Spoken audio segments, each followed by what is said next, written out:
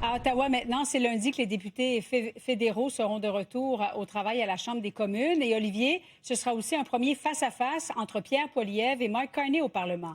Oui, parce que, souvenez-vous, Mark Carney n'avait pas rappelé le Parlement avant de déclencher l'élection et Pierre Poilievre, lui, avait perdu son siège lors de cette élection. Alors maintenant, c'est chose faite. Les deux politiciens qui se retrouveront à partir de lundi et échangeront directement à la Chambre des communes. On s'attend à voir le chef conservateur talonner le gouvernement sur la lutte au crime. Évidemment, on pense à la réforme du système des remises en liberté. La pression qui vient maintenant aussi des provinces. Vous avez sûrement vu Doug Ford dans les dernières semaines dire, entre autres, qui ne lâcherait pas le premier ministre avec la réforme du système de remise en liberté.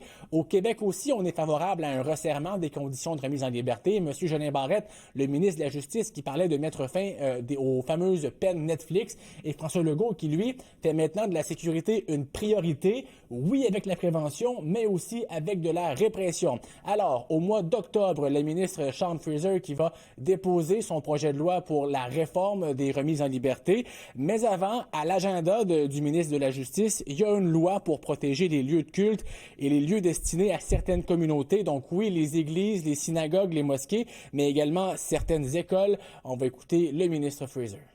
We want to add criminal provisions that would prohibit the obstruction of those facilities and the intimidation of the people seeking to use them.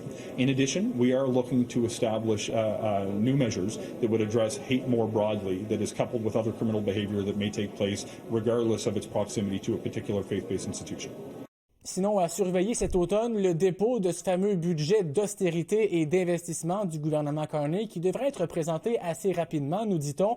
Sinon, le dévoilement de cette deuxième liste de grands projets d'intérêt national soutenus par le fédéral qui arrivera, espère Mark Carney, avant la mi-novembre. Merci, Olivier. Bonne soirée.